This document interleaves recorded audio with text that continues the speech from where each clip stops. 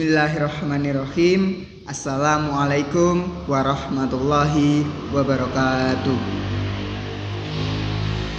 Alhamdulillahilladzi hadana lihada wa ma kunna linahtadiya laula an hadanallah.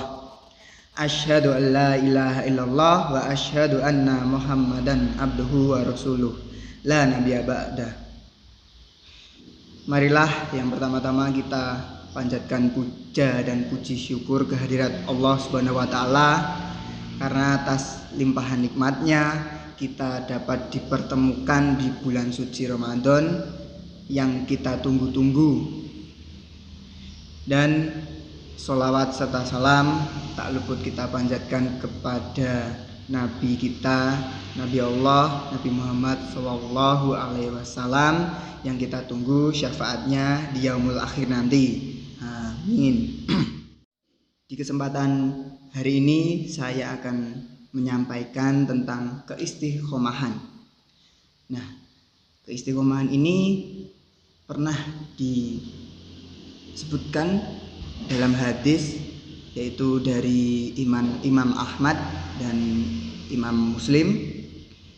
Sebaik-baik amalan yaitu amalan yang terus menerus walaupun sedikit. Nah, Masya Allah, ini Allah sangat mencintai bagaimana amalan yang sedikit tapi terus menerus dan diistiqomahkan, karena dari yang sedikit ini bakalan menjadi celengan bagi diri kita sendiri untuk bisa masuk ke surga-Nya Allah. Saya mengajak kepada diri saya sendiri dan teman-teman sekalian bahwasanya mari ayo kita beramal. Kita beramal di jalan Allah, kita beristiqomah di jalan Allah agar kita selalu diberi kesehatan oleh Allah dan diberi rezeki terus-menerus, walaupun sedikit kita infakkan di dalam masjid atau di dalam kota infak ataupun di dalam kota amal, dimanapun kita berada. Dan Allah itu sangat tidak menyukai apabila ada orang yang berinfak besar tapi jumlahnya besar ya teman-teman, tapi malah seumur hidup sekali. Jadi berinfaknya itu cuman satu kali seumur hidup tapi jumlahnya besar. Allah itu lebih menyukai orang-orang yang berinfak sedikit tapi terus menerus daripada banyak tapi cuman satu kali seumur hidup. Ya, ini bahkan terjadi di era sekarang. Seharusnya kita berinfak itu karena siapa? Karena Allah Subhanahu wa taala. Kita berinfak di jalannya, kita bersedekah di jalan Allah. Tidak perlu orang lain tahu dan tidak perlu siapapun tahu. Cukup diri kita sendiri dan Allah yang tahu berapapun infak kita bakal dilimpahkan oleh Allah menjadi yang lebih baik. Dan di sini saya mengambil contoh di era sekarang itu ada beberapa orang yang menginfakkannya terus pakai kamera, terus pakai orang-orang di belakangnya pakai kru-kru kamera, seolah-olah ingin menunjukkan bahwa kepada manusia, oh ini loh aku sedang beramal, oh ini loh aku sedang berinfak. Jadi seakan-akan orang tersebut ingin terlihat mewah di hadapan manusia, dan itu sudah beda niat. Karena berinfak ini harus di jalan Allah, kita luruskan niat. Mari teman-teman kita luruskan niat, kita istiqomahkan niat ini ke dalam jalannya Allah agar kita diberi syafaat di akhir nanti. Oke teman-teman, maka dari itu kesimpulan dari keistiqomahan yang tadi adalah seberapapun kita berinfak, seberapapun jumlahnya, apapun barangnya, itu akan dicintai oleh Allah Subhanahu wa taala karena kita berinfak di dalam agamanya Allah. Dan orang-orang yang berinfak besar tapi cuman sekali seumur hidup, terus pakai kamera, terus pakai ya segala macam seperti itu hanya dapat pahala, atau maksud saya hanya dapat pandangan dari manusia saja, tapi tidak dapat pahala dari Allah Subhanahu wa taala. Mari teman-teman kita beristiqomah di dalam berinfak. Oke, saya ambil satu contoh lagi, yaitu sahabat Rasulullah yang bernama Bilal. Pernah suatu hari Rasulullah itu bertanya kepada Bilal, "Wahai Bilal, amalan apa yang membuat sendal kamu sudah ada di surganya Allah?" Terus Bilal menjawab, "Wahai Rasulullah, saya tidak punya amalan yang spesial kecuali saya menjaga kesucian saya." Dan ketika Bilal batal, terus dia mensucikan diri dengan berwudu, lalu sholat 2 rakaat. Dia batal kembali, dia wudu kembali, dan dia sholat 2 rakaat.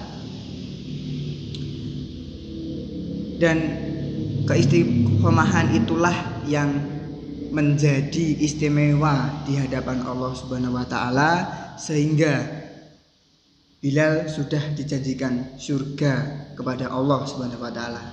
Masya Allah, ini benar-benar keistiqomahan yang patut kita contoh, teman-teman. Baik teman-teman, untuk materi keistiqomahan yang kedua adalah di sini saya akan menyampaikan ayat terlebih dahulu, ayat Al-Quran, yaitu surat Fussilat ayat ke-30 yang bunyinya, A'udzubillahi minasyaitonirrajim. Innalladzina qalu rabbunallah tsumastaqamu tatanazzalu alaihimul malaikah alla takhafu wala tahzanu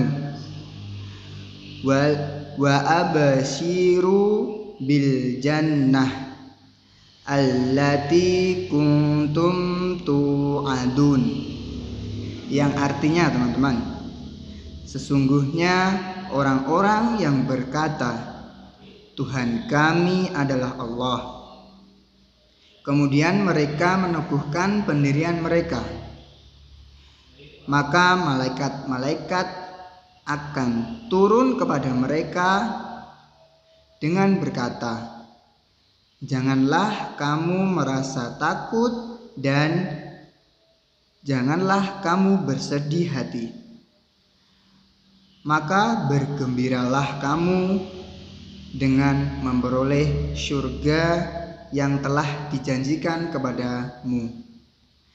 Masya Allah, Allah sudah menjanjikan surga terhadap orang-orang yang beristiqomah di jalan Allah. Jadi seorang yang yakin bahwa Allah Tuhannya, maka dipastikan ia akan mengerjakan perintahnya, dan siapapun yang beristiqomah di dalamnya dan memurnikan ibadahnya hanya untuk Allah Subhanahu wa taala, maka malaikat akan turun kepada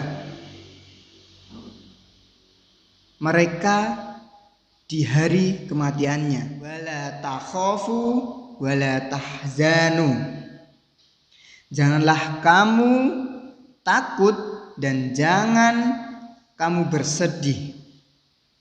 Dan di saat itu malaikat diperintahkan untuk memberikan kabar gembira berupa surga yang telah dijanjikan kepada mereka. Nah, Masya Allah teman-teman, di sini Allah memberikan janji surga di saat kematian kita apabila kita beristiqomah di dalam jalan Allah. Jadi kesimpulannya dari keistiqomahan ini semuanya yaitu mari teman-teman, untuk diri saya pribadi dan untuk teman-teman semuanya, kita beribadah tidak perlu tahu siapa orang tersebut. Yang perlu tahu adalah Allah sama diri kita sendiri. Dan di jalan Allah ini tidak perlu takut. Tidak perlu takut kita jatuh miskin, tidak perlu takut kita besok sakit. Karena beristiqomah di jalan Allah akan dijanjikan surga di saat kita akan menemui ajal yang terakhir di dunia ini. Masya Allah, itu adalah materi saya untuk kita dan untuk saya, untuk semuanya umat muslim di seluruh dunia ini tentang keistiqomahan. Mungkin dari saya itu banyak kurangnya, karena dari Allah lah yang banyak lebihnya. Mungkin di luar sana ada beberapa ustadz atau ustazah yang mungkin lebih mempunyai materi yang lebih dari saya, dan jika saya ada salahnya saya mohon maaf. Oke teman-teman, sebelum saya tutup, pernah saya mendengar istilah jangan kamu melihat siapa yang menyampaikan, tapi lihatlah apa yang disampaikan. Gitu ya teman-teman. Karena kesempatan itu tidak datang dua kali, tapi kesempatan itu datang kepada orang-orang yang tidak pernah berhenti berusaha. Terima kasih untuk dari saya sekian. Billahi fi sabil haq fastabihul khairat. Wassalamualaikum warahmatullahi wabarakatuh.